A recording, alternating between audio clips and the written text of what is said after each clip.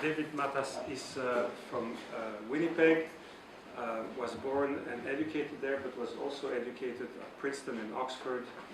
And he has a very distinguished career in human rights law and has been indeed an ardent defender of human rights on behalf of Canada, also in his private practice, on behalf of other groups, has done work in various parts of the world, and including South Africa, now China and other places. He's been a senior legal counsel for the B'nai Brit, and so he has certainly the eminent background that we would expect from a person who's going to tell us about the very important topics that he's going to address for us today. Thank you very much for being here, for taking the time to be with us. And thank you for ISGAP for inviting me. It's always a pleasure to be in McGill. I did actually teach here once, a long time ago, 72, 73, Faculty of Law, Constitutional Law. I was Noah Lyon was constitutional law professor on sabbatical, and I was replacing him. And then I was replaced in turn by Roland Coupler, and Noah Lyon was. So it's going back a few years. Now, what I wanted to talk about today is anti-Semitism and the peace process. And I'm going to go on for a bit, so I hope you'll forgive me. But we've got this room till 8, so I don't intend to talk till then. Anyhow, I'll start. And what I suggest is there's a link between anti-Semitism, between combating anti-Semitism and getting to peace in the Middle East. In my view, the failure to achieve peace between Israel and its neighbors is largely driven by anti-Semitism.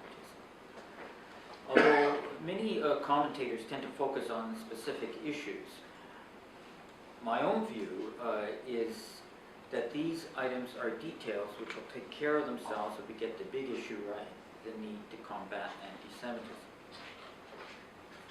Now, it does not take much of an effort to see the link between anti-Semitism and the unwillingness of Hamas to sign a peace treaty with Israel. All one has to do is read the Hamas website.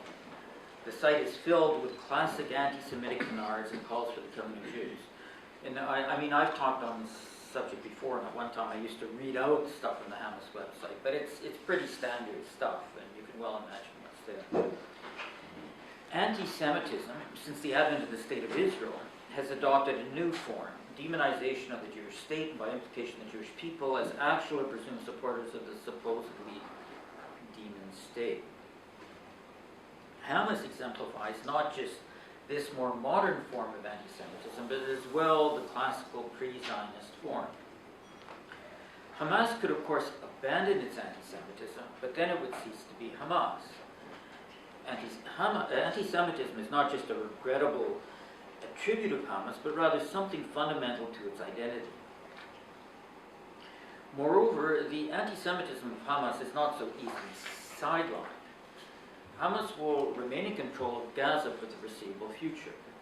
It's not democratic, it has seized control of Gaza by force, and there is no immediate prospect of its losing control.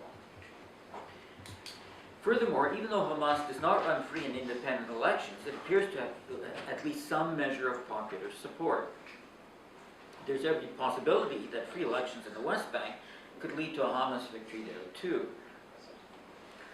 Hamas is designated as a terrorist organization by Canada, the US, and the European Union, and with good reason. The Palestinian Authority, in principle, should do the same. The Palestinian Authority should ban Hamas. However, that is easier said than done. The terrorism of Hamas is directed against not only Jews in the Jewish state, but also those within its own community who oppose its views. If you are Palestinian and actively oppose anti-Semitism, then you run a grave risk of falling victim to Hamas terror. I should say I'm a refugee lawyer, and I've had clients like that. Terrorism silences opposition. It leaves the anti-Semitism of Hamas uncontradicted.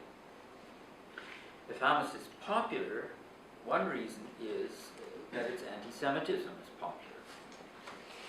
If we want to erode the popular support that Hamas has in Gaza and the West Bank, then we, at least those of us who can exercise freedom of expression without fear of terrorist attacks, should combat its anti-Semitism.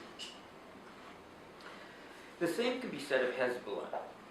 In some ways, Hezbollah is an even more intractable problem than Hamas, because Hezbollah was established by the government of the mullahs in Iran and is its surrogate. Moreover, Hezbollah now forms part of the government of Lebanon. Hamas, though in control of Gaza, is at international law a non-state agent. The mullahs of Iran control the state of Iran, and Hezbollah is a lead force in the state of Lebanon. As well, Hezbollah has been actively involved in terrorist attacks, not against just Jews in Israel, but against Jews worldwide. It was the agent of attack of Iran in the bombing of the Jewish Community Center EMEA in Buenos Aires, Argentina in '94, which killed 85 and wounded 151. More recently, in July last year, Hezbollah's suicide bomber attacked a bus full of Israeli tourists in Bulgaria, killing 5 tourists and a bus driver and injuring 2 seriously.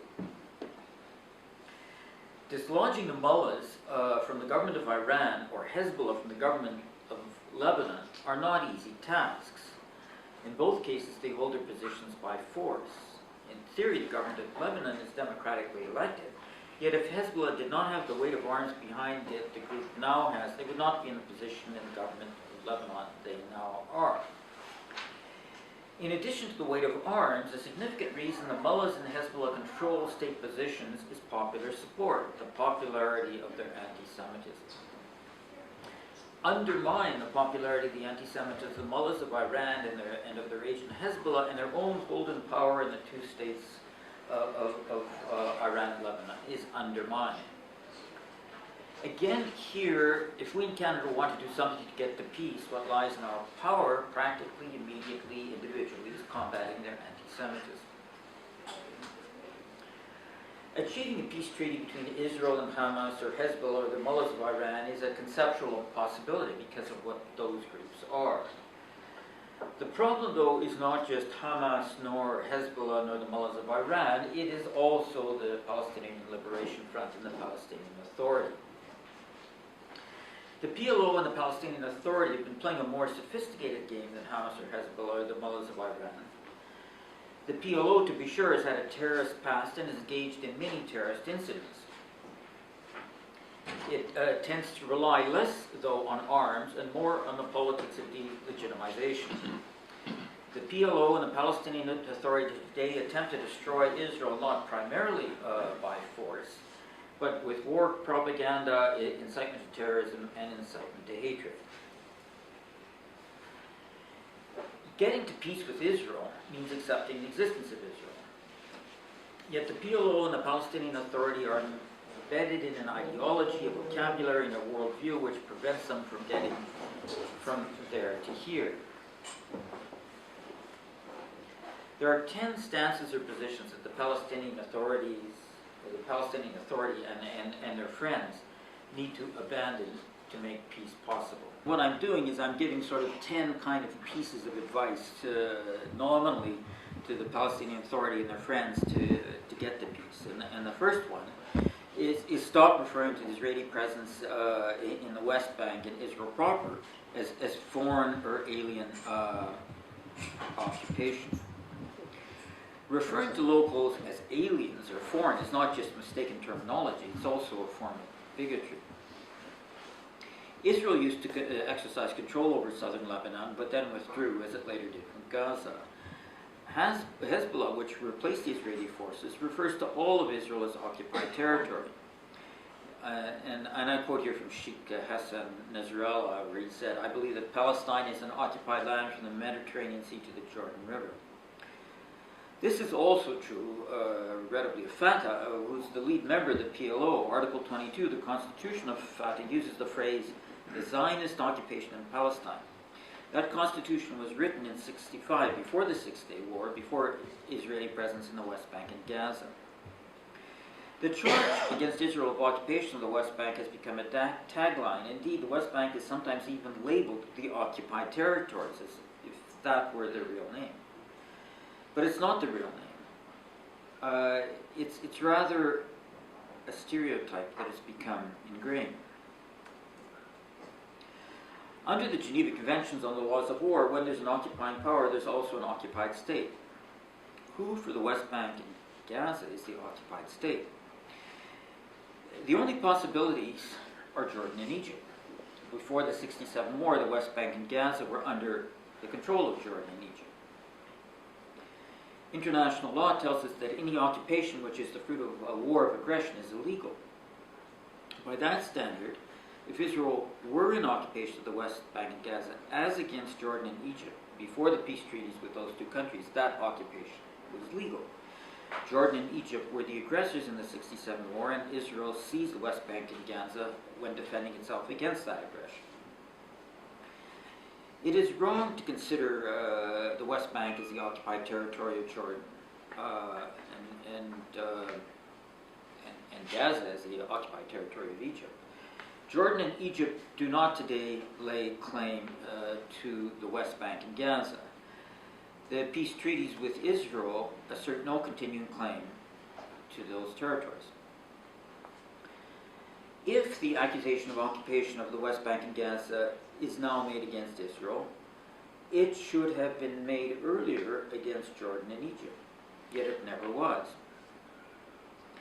If Israel is an alien occupation of the West Bank and Gaza, occupying it against the Palestinian people, why were not Jordan and Egypt, before Israel, also not an alien occupation of the West Bank and Gaza, also occupying the territories against the Palestinian people? The only answer that would allow Jordan and Egypt to be distinguished from Israel is that Israel is alien or foreign to the region, but Jordan and Egypt are not. In other words, the distinction depends on bigotry. Okay, that's number one. Number two, settlements. So my second plea to those who want to push the Palestinians to police is to urge them to abandon calls for the evacuation of settlers from the West Bank.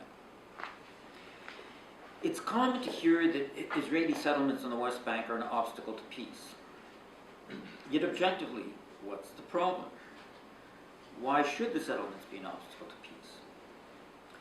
Palestinian Authority, to be sure, does not like them. They become an obstacle in negotiations because the Palestinians have insisted on a freeze on the settlements as a precondition for returning to the negotiation table. However, all that would be necessary to remove that obstacle would be for the Palestinian authorities to drop the precondition. Why is it there? If one goes beyond the fact of objection to the reasons for objection, they are threefold.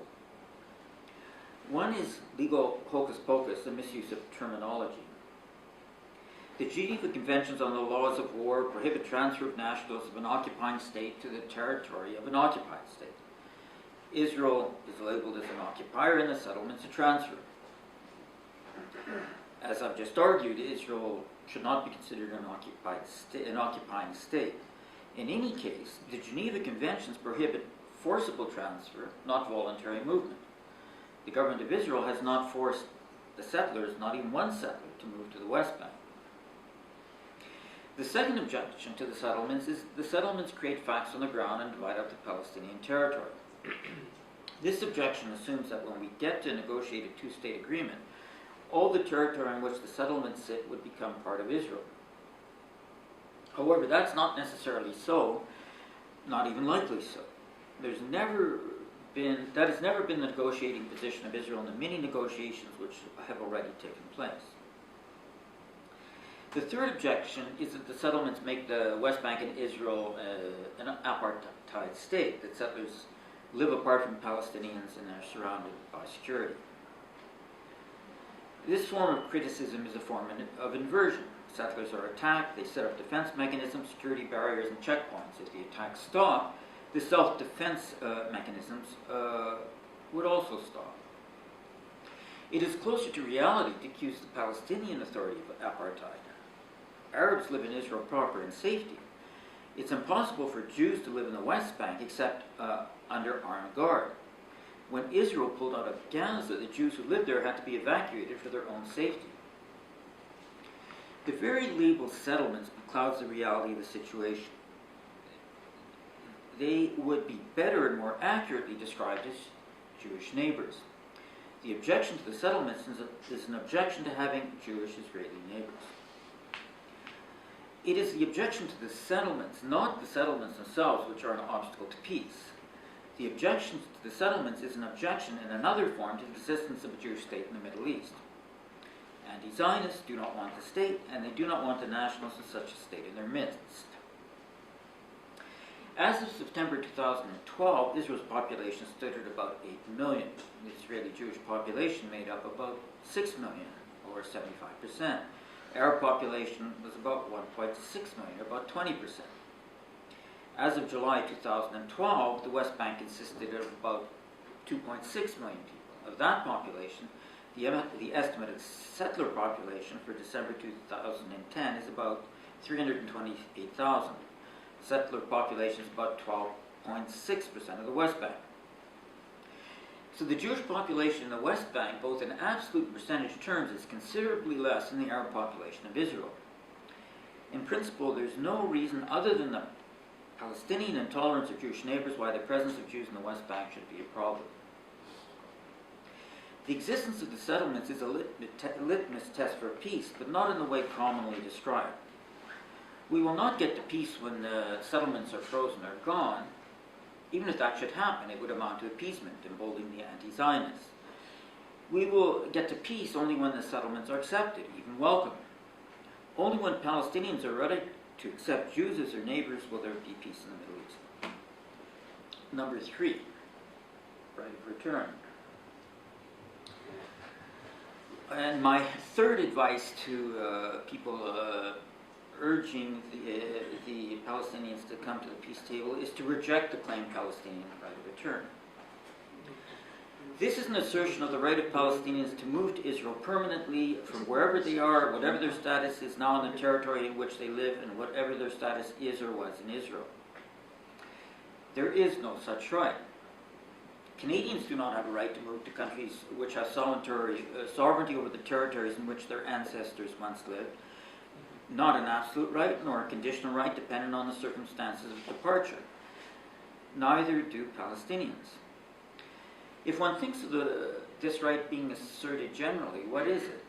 It seems to be the right of descendants to move to the country that now has jurisdiction over the territory in which their ancestors once lived. Yet one could scour the international instruments in vain looking for such a right. Palestinian rights activists assert this right for Palestinians, but neither they nor anyone else asserts this right for any other group. The problem, though, is not just the assertion of a non-existent right. One also has to consider the population which claims this right. Palestinian refugees are not refugees in the standard international law sense in a variety of ways. Now, my overall text has these 10 different points I'm trying to make, and now I'm going into this issue of the law of return, and within the law of return, I'm going to get into 10 points. So, number 1. Unlike other refugees, the status of Palestinian refugees is hereditary. There's a UN organization focused on Palestinian refugees called UNRWA, the United Nations Relief and Works Organization. And the UNRWA website states that the descendants of the original Palestinian refugees are also eligible for registration. Now, for non-Palestinian refugees, for the rest of the world's refugees, there's another UN agency, the United Nations High Commissioner for Refugees. And the office of the United Nations High Commissioner for Refugees recognizes derivative status under the principle of family unity. A person who obtains that status as a child can maintain it after reaching the age of majority. However, unlike the UNRWA, the UNRWA refugees, that status is subject to individual determination of the person from whom the status is derived. As well, derivative refugees under the mandate of the Office of the United Nations High Commissioner for Refugees are subject to the cessation and exclusion clauses of the refugee conventions when these clauses apply either to them or the persons from whom their status is derived. I'll say a bit more about these clauses later so you know what they are. Moreover, a person who has nationality of another country cannot obtain derivative status even if the family member has status. Okay, that's, I mean, basically, maybe I should say a word about where I'm going here. The point I'm making here is this so-called population of Palestinian refugees they don't fit the standard refugee definition in a variety of ways So, and what you've got is a non-existent right, and the population which is asserting this right is artificially inflated. Secondly, Palestinian refugees maintain their refugee status even if they hold nationality in another state. For every other refugee, including Jewish refugees from Arab countries, refugee status is a form of surrogate protection, where there is no state of nationality able or willing to protect. A refugee, a non-Palestinian, ceases to be a refugee if, according to the Refugee Convention, the refugees acquired a new nationality and enjoys the protection of the country of his new nationality. And that's not so for Palestinian refugees who maintain refugee status even though they are nationals of states both willing and able to protect them. There's an estimated 2 million Palestinian status who have refugee status within UNRWA despite having Jordanian nationality. Third, Palestinian refugees need only to have been living in British Mandate Palestine for 2 years between June 1946 and May 1948 to be eligible for UNRWA refugee status or their descendants. They did not have to have nationality or even permanent residence in British Mandate Palestine to be considered UNRWA refugees. Other refugees must have nationality in the country where they claim a fear of persecution in order to qualify as refugees. Only those persons who have no nationality can claim refugee status against the country where they have habitual residence. And 2 years probably wouldn't even qualify as habitual residence for most people. Fourth, persons claiming refugee status who are not Palestinians are excluded from refugee protection if they have the substantive rights of nationality of the country in which they have taken up residence, even if they are not nationals. That is not the case for the UNRWA group, which has no such exclusion clause, the Palestinians. There's approximately 500,000 Palestinian refugees in Syria who, according to the UNRWA website, enjoy many of the rights of Syrian citizens. Of course, I mean, the situation of Palestinians in Syria right now is not a happy one because of the civil war. However, there's no reason to believe that the situation after the war, no matter who wins, would be any different from what it was before the war. Fifth, other refugees are considered to have local integration as a durable solution. According to the Office of the United Nations High Commissioner's Refugees, there's no formal hierarchy among the durable solutions. Resettlement and local integration have the same status as durable solutions as does voluntary repatriation. The UNHCR states, particularly in post-conflict situations, it may take quite some time before peace and order are fully reestablished. In such situations, refugees may be better served by local integration or resettlement. Palestinian refugees in the West Bank and Gaza are locally integrated. In principle, then, because of that local integration, they should no longer need the aid of the international community to seek a durable solution. Of the Palestinian population in Gaza and the West Bank, there is an estimated 1.1 million refugees with UNRWA status in Gaza and about 900,000 in the West Bank, for whom UNRWA provides assistance, protection, and advocacy. The only population of refugees under the mandate of UNRWA who arguably do not have a durable solution where they now live is Palestinian refugees in Lebanon. UNRWA, in fact, reports that Palestinian refugees in Lebanon do not enjoy several basic rights. And in spite of that finding, the position of the government in Canada is that Palestinian refugees have a durable solution in Lebanon, something I've learned again through my refugee practice. In the case of Al-Bikai, which was one of my cases, a Palestinian refugee applied to come to Canada but was refused by the local Canadian visa office on the ground that he was receiving protection and assistance from UNRWA. The Refugee Convention excludes from its ambit refugees who receive the protection or assistance of another UN agency. Now, this case went through several stages. In the first stage, the federal court set aside the decision by consent on the basis that the Refugee Convention exclusion about UNRWA had not been legislated in Canada. This refugee was then refused a second time because the visa office considered he had a durable solution in Lebanon, and the challenge to the federal court on that decision was unsuccessful. The fact that Hezbollah is such a significant force in Lebanon speaks volumes about the nature of anti-Zionism. the last thing anti-Zionists want to do is help Palestinians, because helping them removes an argument for the destruction of Israel. The very assertion of a right of return is an acknowledgement, and this is the sixth point I wanted to make, is an acknowledgement that the conditions which led to the existence of refugee status no longer hold sway. Under the Refugee Convention, a person ceases to be a refugee if the circumstances in connection with which he has become a refugee have ceased to exist. A person cannot at one and the same time claim to be a refugee and assert a right of return. The two are incompatible. The fact that Palestine and UNRWA mandate refugees do both highlights the strange and artificial international regime in which these refugees are embedded. Palestinians who fled British Mandate Palestine during the war which led to the creation of Israel cannot now move to Israel. What stops them, though, is not the risk of persecution on return. It is rather the fact that the state of which they were nationals, British Mandate Palestine, has ceased to exist. The successor state of which they were the intended nationals has yet to come to being. This is not, though, a refugee problem. It is rather, at least for some Palestinians, although obviously not for all, a problem of statelessness. The solution is the same as it was always since 1947, the creation of an Arab state out of British Mandate Palestine in the West Bank and Gaza, living side by side in peace with Israel. 7. Palestinian refugees have been offered resettlement in Canada as a durable solution. This is an element of Canadian history. Prime Minister Jean Chrétien in April 2000, Foreign Affairs Minister John Manley in January 2001 offered to resettle Palestinian refugees in Canada. Canadian PLO spokesman Ahmed Abdul Rahman rejected the Prime Minister's offer, saying, and I quote, "We reject any kind of settlement of refugees in Arab countries or in Canada." John Manley, in response to this offer, was burned in effigy near the West Bank city of Nablus.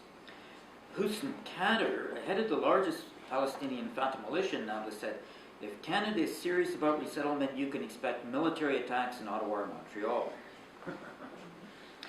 8. Every other refugee, in order to be eligible to seek protection from the international community, has to renounce armed activity. A determination has to be made about the genuineness of that renunciation, and again, this is something I'm heavily involved in with other refugees. 9. Non-Palestinian refugees cannot be complicit in acts of terrorism. If they do, they're out of the convention. The Refugee Convention excludes those about whom there are serious reasons for considering that the person has been guilty of acts contrary to the purposes and principles of the United Nations, and terrorism is such an act. That is not true, though, of Palestinian refugees. UNRWA has no exclusion or ineligibility clause based on complicity in terrorist acts. And 10. There are real Palestinian refugees, Palestinians who fit squarely within the United Nations Refugee Convention definition, but they are not refugees within the jurisdiction of UNRWA. They are refugees from the West Bank and Gaza, fleeing Hamas, the Palestinian Authority, and non-state extremists against whom the Palestinian Authority offers no protection. These refugees make protection claims in Canada and are often accepted. I see them in my practice. If you are a Palestinian and you advocate in the West Bank or Gaza what I am asserting here, you too could become a Palestinian refugee, a real refugee with a well-founded fear of persecution. Anyone in the West Bank or Gaza who shows any sympathy for Zionism faces grave danger. So the claim of right of return is not only the assertion of a right which does not exist, it is asserted in favor of a population whose numbers are artificially inflated. Palestinians are called refugees, yet in a myriad of ways they are not. Excluding the last group I mentioned, the pro-Zionist, anti-Hamas and so on, also artificially limits the numbers by excluding the ideologically opposed. A report by UN mediator on Palestine in 47, Count Bernadette, arrived at a figure of 472,000 Palestinian refugees. UNRWA estimates that right now there's 5 million Palestinians eligible for its services. So the population has grown by a factor of 10 in the intervening years. Now, as I mentioned to you earlier, the Israeli Jewish population is about 6 million, the Arab population 1.6 million. Introducing 5 million Arabs to Israel proper would change the demographic composition entirely, putting Arabs in the majority with 6.6 million people. Jews would cease to be a majority in what was supposed to be a Jewish state. That is the bottom line of the claimed right of return, destruction of the Jewish state through demographics. Number 4, okay, the right of return with those 10 sort of embedded points was my number 3, and now I'm on to number 4 of my piece of advice to the Palestinians to get to peace. And number 4 is accept the wisdom and value of the Israeli security fence. The fence has led to a dramatic downturn in suicide bombings in Israel. The fence makes sense as long as the anti-Zionist terrorist threats persist. The General Assembly of the United Nations in December 2003 asked the International Court of Justice, or the World Court, for an advisory opinion on the legal consequences of the fence being built along the length of the West Bank to protect Israel from the infiltration of suicide bombers. I mean, that's not their wording, obviously, but the question.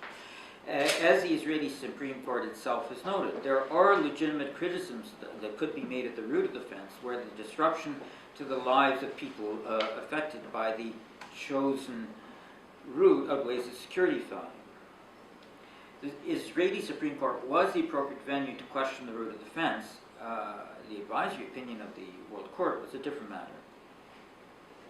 There have been no requests for advisory opinions on the legality of anti-Israel behavior of Arab states, the Palestinian Authority, or the various anti-Zionist terrorist groups against Israel, nor are there likely to be. Israel is one of several countries with security fences traversing contested territory. India has a fence through Kashmiri territory claimed by Pakistan. Saudi Arabia has a fence through territory claimed by Yemen. Turkey has a fence through territory claimed by Syria. There have been no requests for advisory opinion on the legality of these other security fences, nor are there likely to be. The advisory opinion of the World Court, in finding that the fence violates international law, denied the right of self-defense against terrorism.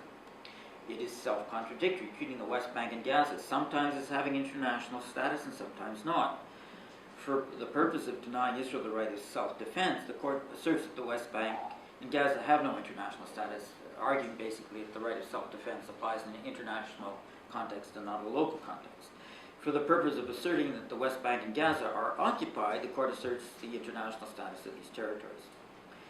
Though the court calls the West Bank at some points in the judgment Palestinian occupied territory, the court's application of the label occupied territory, the West Bank, depends on its having determined, which it did, that the West Bank was Jordanian occupied territory. Judges of the court, of the World Court, are elected by the General Assembly, that is to say, by the very body that posed this question. Members of the court are elected for 9 years and may be re-elected. This system creates a bias when the question is biased. For the judges to have held that the Israeli security offense conformed to international law would have been rejecting the firmly held views of those who put them on the court and would have been deciding whether or not they stay in the court. The General Assembly elects judges to the court from candidates nominated from regional groupings. All of the judges in the court but one that decided this case were nominated from states or regions that had already declared the fence was illegal. Even the European Union, long before the advisory opinion, had expressed the view that the fence violated international law.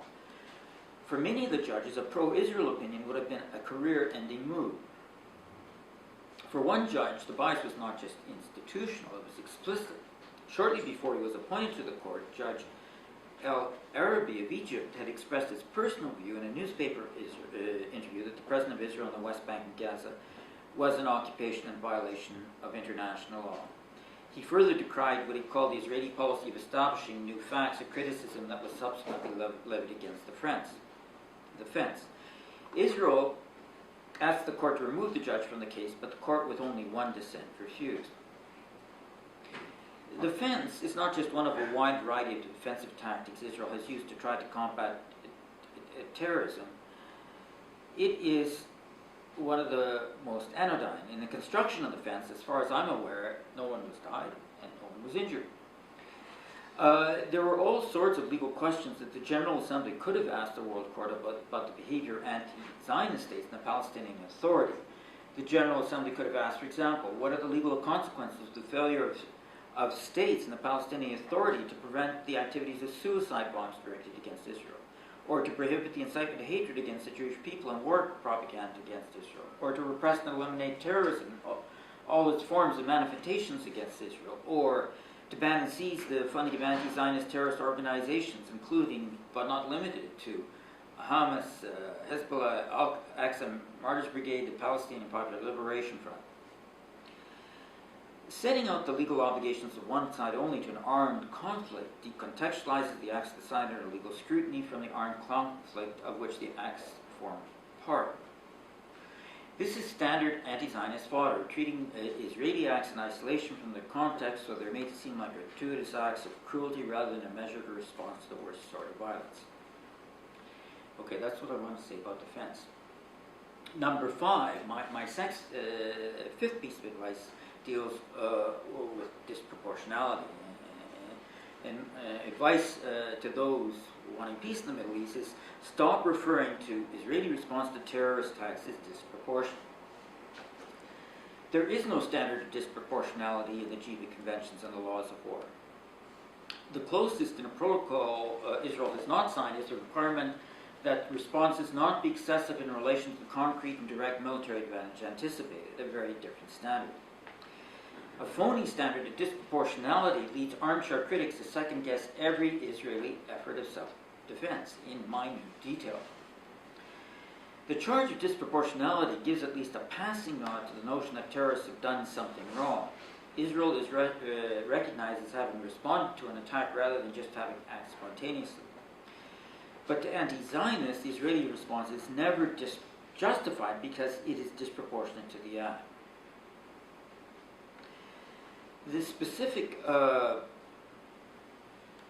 form the charge of disproportionality typically takes is that Israel is condemned for violating the principle of proportionality found in the Geneva Convention of the Laws of War. But I've indicated that it's not there in law. The charge has no basis either in law or in fact. The Geneva Convention simply doesn't use the word proportionality in relation to armed attack. The Geneva Conventions do not use the language of proportionality for good reason. The language of proportionality is misleading because it suggests that a mere imbalance can violate the laws of war. And that's not a case. It's not simply looking at a balance of two different weights. What we do have, though, is this excessive response criteria. And the excessive response, I mean, you can violate the protocol if your response is excessive, but an excessive response analysis requires consideration of at least 3 criteria. One is the concrete and direct military advantage anticipated. The attackers themselves, for reasons of military security, may not wish to disclose what they saw as the military advantage anticipated. Alternatively, their claims of anticipation may be far-fetched, out of touch with reality. Outside independent advice from military experts can tell us what military advantage from the contested operation might reasonably be anticipated in the circumstances. Now, I mean, one of the problems, disproportionality is problematic in terms of the fact that it suggests a balancing, but it's also problematic because it also suggests what should be balanced against what, suggesting balancing the response against the attack. But if you're looking at excessive response, what you're comparing is not the response against the attack, but the response against the military advantage anticipated. The second criteria for assessment of excessive response is the alternatives available. Once there is a choice, and either option leads to the same military advantage, the option with the fewest civilian casualties should be chosen. If there's no choice offering the same military advantage as the option chosen, the matter is different. In that situation, it should be more difficult to establish a violation of the wars has been committed. The third criterion is the use by the other side of civilian populations to shield. The prohibition in the Geneva Convention, which prohibits discriminate attacks, also prohibits the use of civilian populations as shields. And the protocol states that the presence of a civilian population as a shield shall not be used to render certain points or areas immune from military operations. Charges of disproportionality against Israel are typically made without consideration of any of these criteria. No consideration is given to the anticipated military advantage from the attack. The accusation that Israel has committed war crimes for responding disproportionately are made by non-military people without expert military advice. People who do not care about Israeli self-defense have not turned their mind out how it could best be done, fleeing accusations of disproportionality against Israel with abandon. Any judgment whether or not response is excessive has to consider what is on both sides of the scale, advantages and disadvantages. The loss to civilians balanced against the military advantage. Anti-Zionists are not prepared to admit there's anything on the other side of the scale, the Israeli side. As far as anti-Zionists are concerned, all attacks against Israel are justified, so for them any response whatsoever seems disproportionate. How Israel could best defend itself is far from the minds of anti-Zionists. So these anti-Zionist charges of disproportionality are not true judgments that the Israeli response is excessive, but rather typical anti-Israel propaganda looking only at one side of the ledger, the side that makes Israel look bad. Number 6 in my litany of advice to the peace seekers is, do not pretend that there's only one refugee population created in 1948 by the UN decision to divide British mandate Palestine into an Arab and Jewish state. Except the reality of the Jewish refugee population from Arab states was even larger than the Palestinian refugee population from Israel.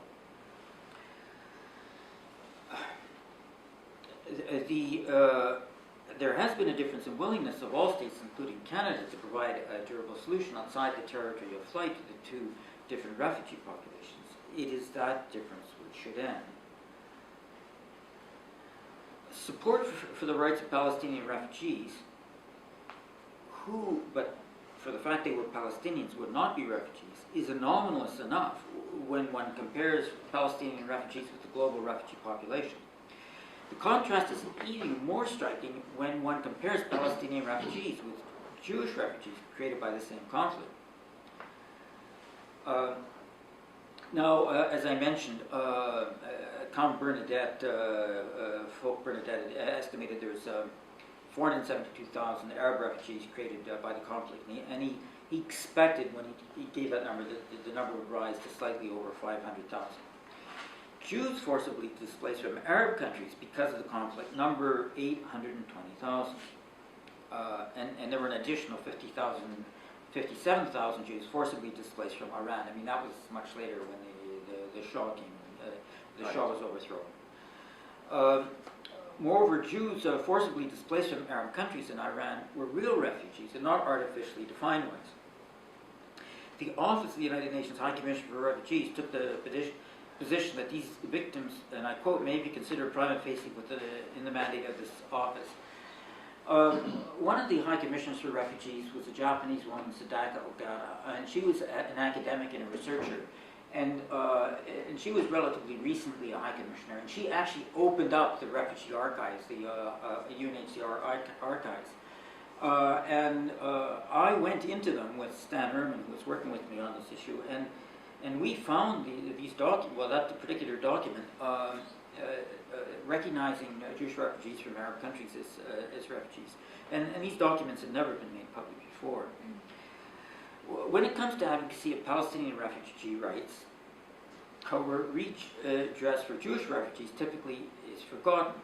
The focus on one refugee population to the exclusion of the other when both were generated by the same conflict is an indicator that pursuit of respect for rights is not the primary objective. Okay, number 7.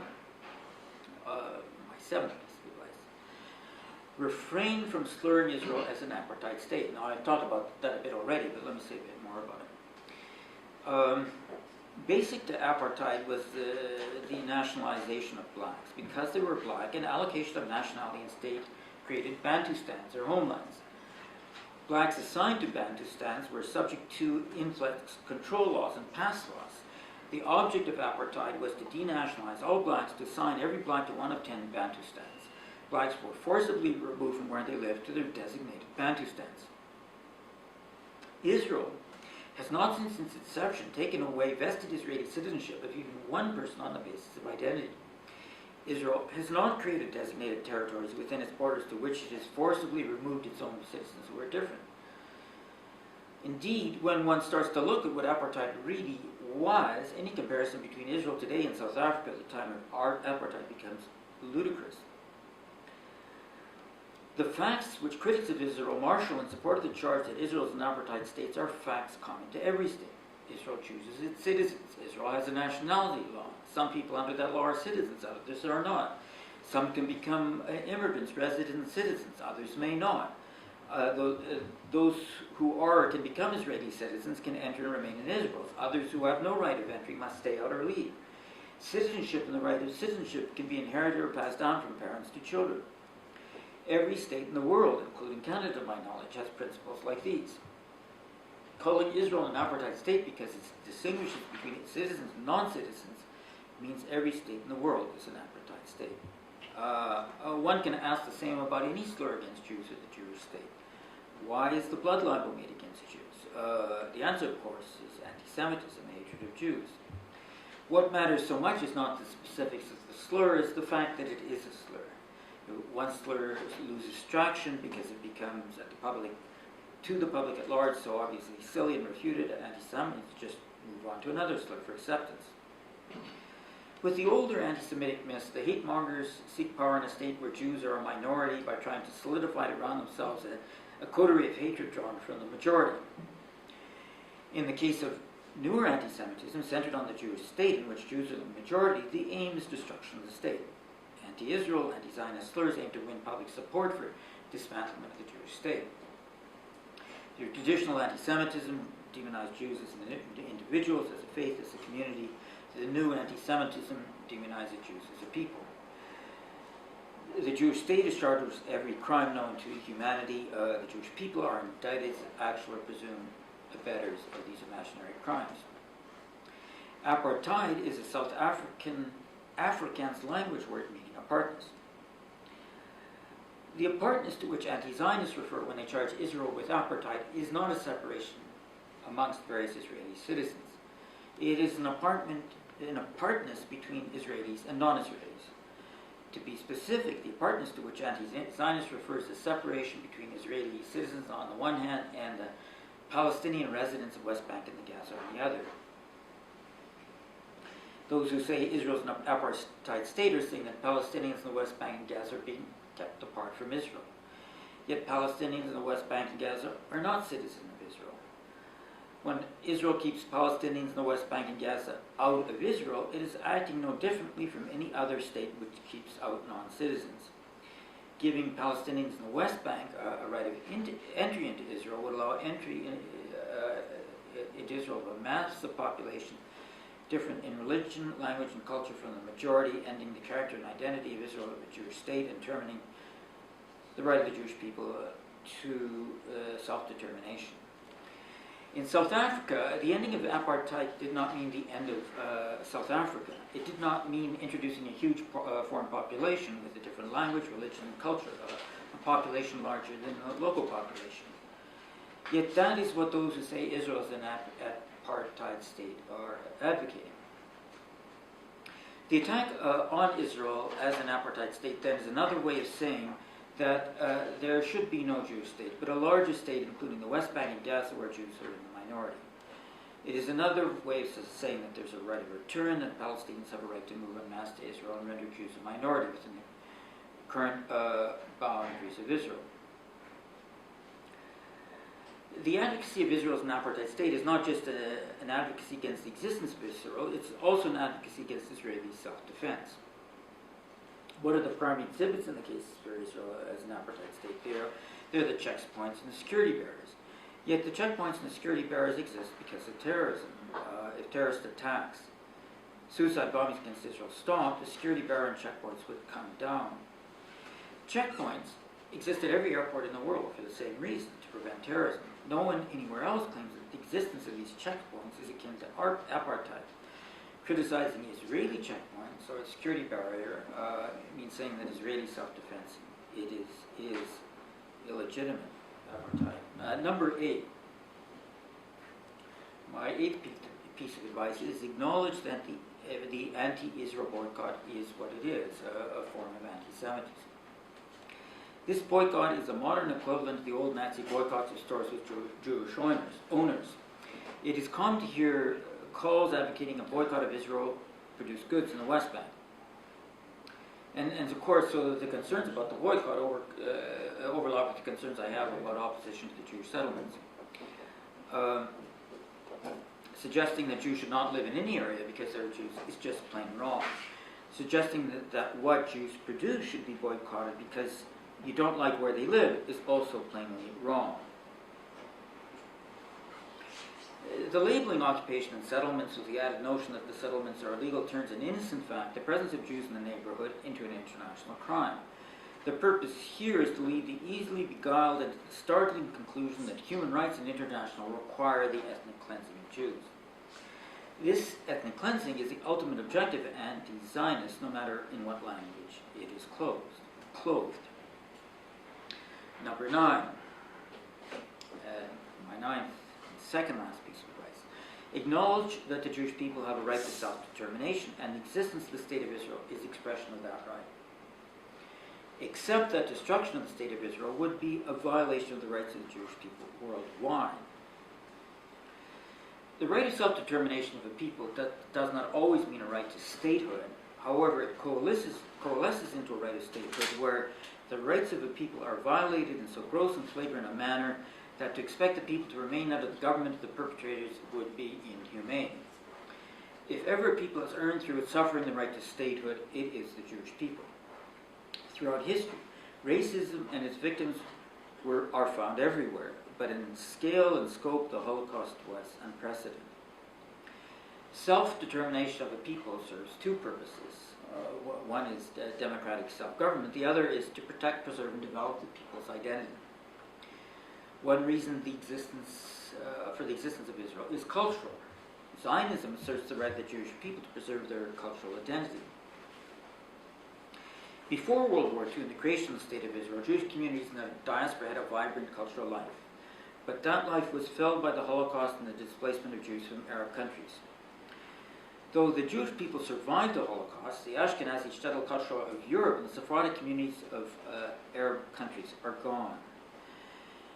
In a secular world, many Jewish people do not know the ins and outs of the Jewish religion. However, it takes no more than a passing glance at Judaism to realize that it is integrally bound up with the land of Israel. Before the Holocaust, there was a lively debate within the Jewish community worldwide whether the creation of a Jewish state was necessary for the survival of the Jewish people.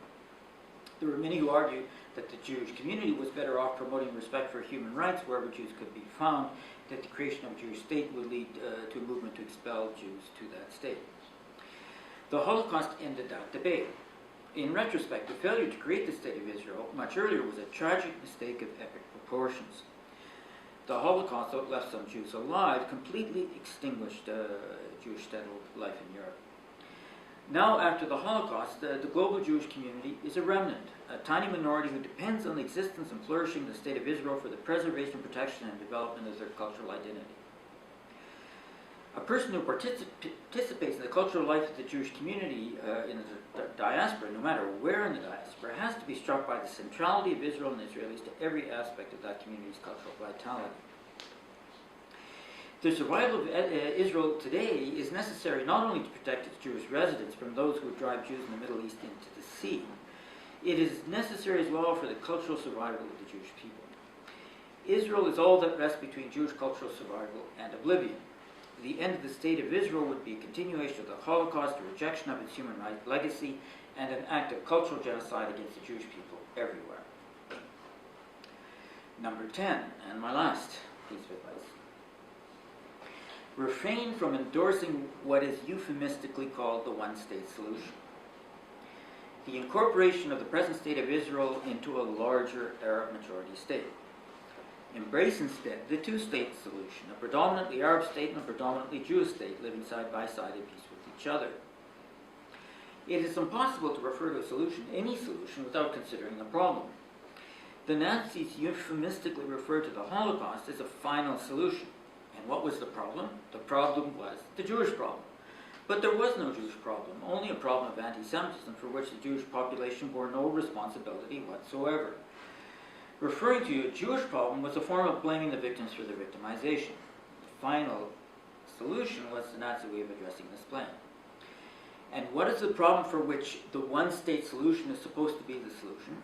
If you ask advocates the one-state solution that question, they would likely answer the problem is the existence of the State of Israel.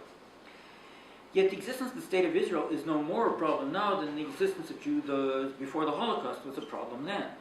The real problem in both cases is bigotry. That has to be the target of our efforts. Well, those are my 10 points, and I'm now actually going to state a conclusion. And I thank those of you who lasted this far. The first victims of promotion of hatred are the promoters themselves. Anti-Zionism has led Palestinians into a frenzy of hatred against the Jewish state. The Palestinians reject in substance the possibility of their own state in a futile attempt to destroy the Jewish state. If all Palestinians accepted all the 10 propositions I gave you here, there would be peace overnight, and the issue of boundaries or the status of Jerusalem or whatever. I mean, they could all easily be solved. Contributing to peace in the Middle East is not, at least from this perspective, something that needs to be left, though, just to the Palestinians or the Arab or Israel or people in the Middle East. Contributing to peace in the Middle East is something every one of us here can do. Rejecting the 10 contrary propositions that I was arguing against here, these 10 sort of positions about boycott and apartheid and so on, they envenom the dispute and get us further from peace. Endorsing and advocating the propositions I presented to you, in my view, is an individual contribution each and every one of you can make towards peace in the Middle East. And that's my end. Thank you very much. My name is Professor Bauer. Mr. Matas, I would like first to congratulate you for the quality of your presentation, very well informed. And I would like to ask you a question. You said basically that anti-Semitism is at the root of a peace process which is not a peace process working properly. I believe we all agree with that. But don't you believe there is another problem, that even people who are certainly not anti-Semites, nice people and average people in the Western world are convinced that there is no Jewish people. They believe there is only a Jewish religion.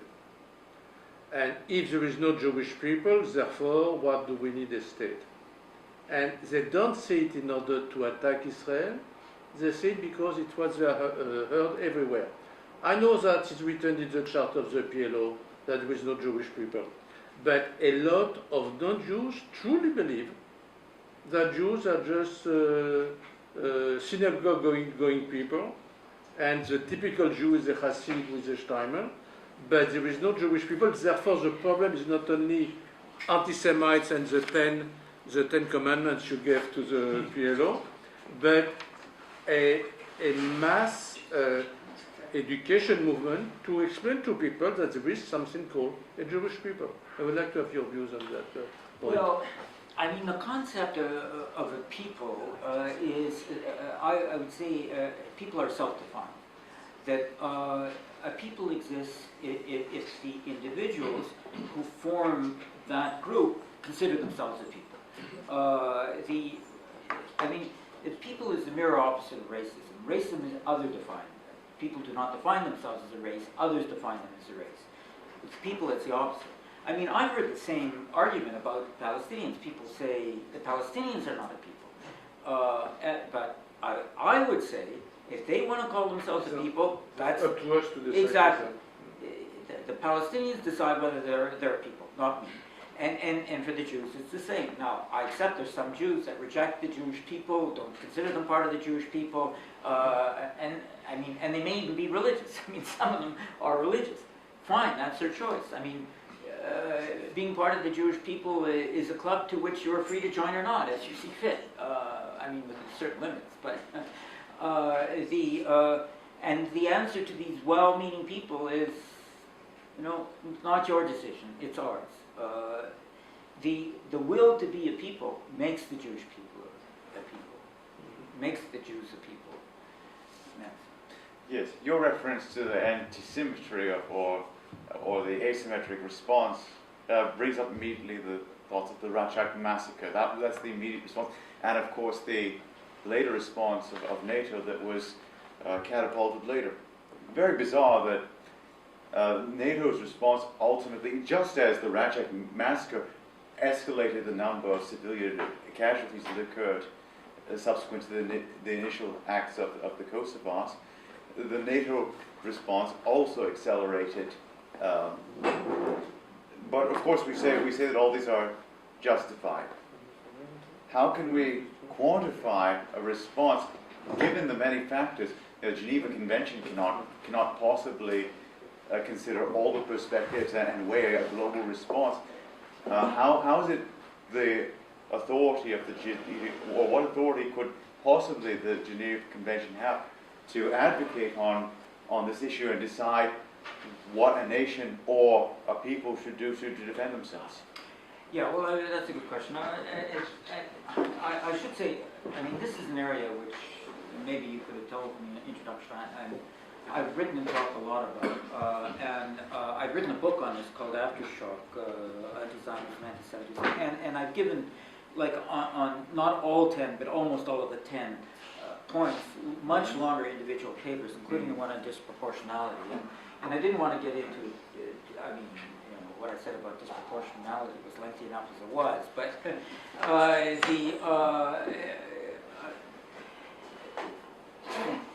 I mean, the laws of war are there for war. They're not there for peace. And they're meant to be adopted by soldiers fighting a war on the ground. So they've got to be clear, straightforward, readily intelligible, accessible. They're not there for armchair quarterbacks afterwards to go over every bullet that was fired. And that's part of the problem with the concept of disproportionality. It requires this kind of freezed second guessing, it may give the critics of Israel some comfort to be able to do that. But realistically, if that's what the laws of war mean, they'd be thrown overboard, and we wouldn't have any laws of war.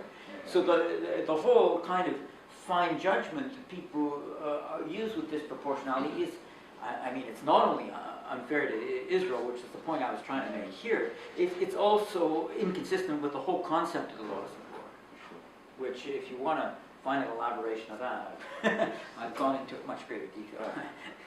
Yeah, I'm Melvin Niederhofer. I'd like to ask a question that's 180 degrees away from where Professor Bauer started.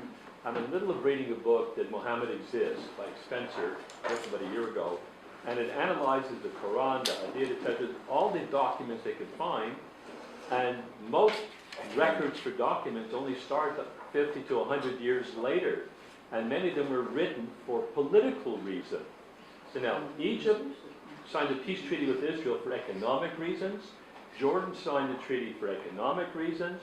But if we look at Hamas and Hezbollah and Fatah, etc., they claim to be Muslim. They quote parts, political parts, of the Quran, etc., that say, kill the Jews, kill the infidel. If they keep saying this every day, could they ever possibly come to a peace agreement if their constant refrain 5 times a day is, kill the Jews? Well, no. I mean, in fact, that's something I said in my talk.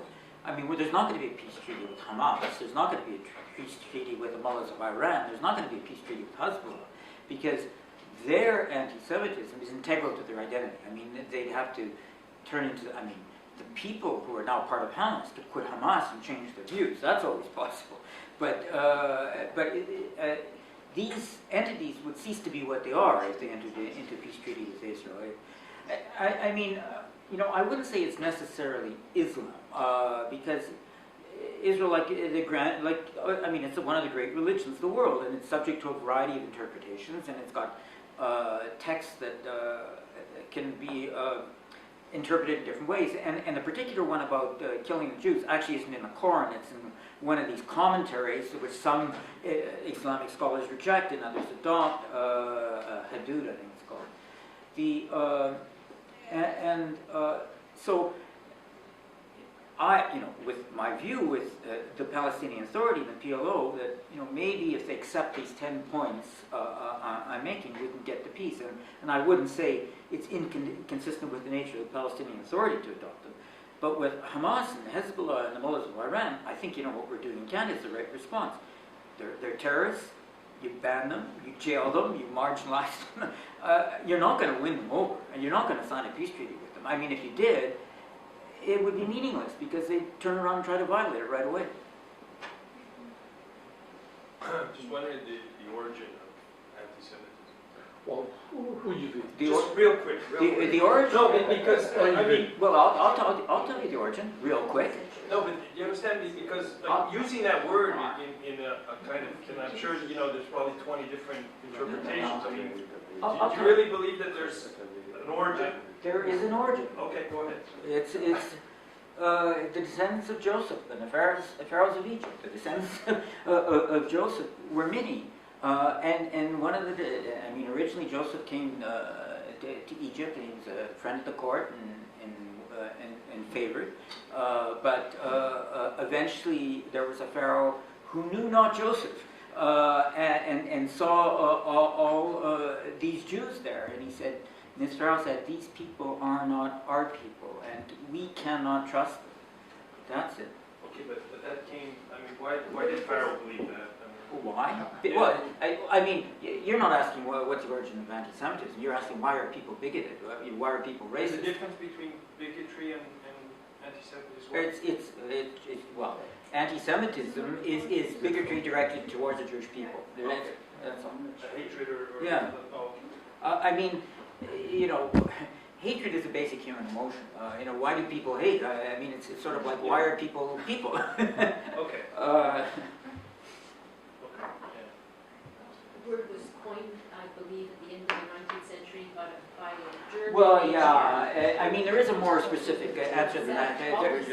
There's a guy named Willem Marr who actually, he said, right now there's no Semitism, and there never really was. But Marr, and people don't actually call themselves anti-Semites, but Willem Marr actually formed a League of Anti-Semitism because he believed he was combating Semitism.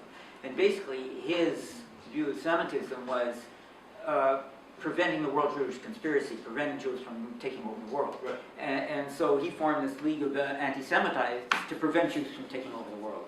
And that's the modern origin of the term. But it no longer, it's just morphed into becoming bigotry that's directed specifically against Jews. It has a much larger meaning than that.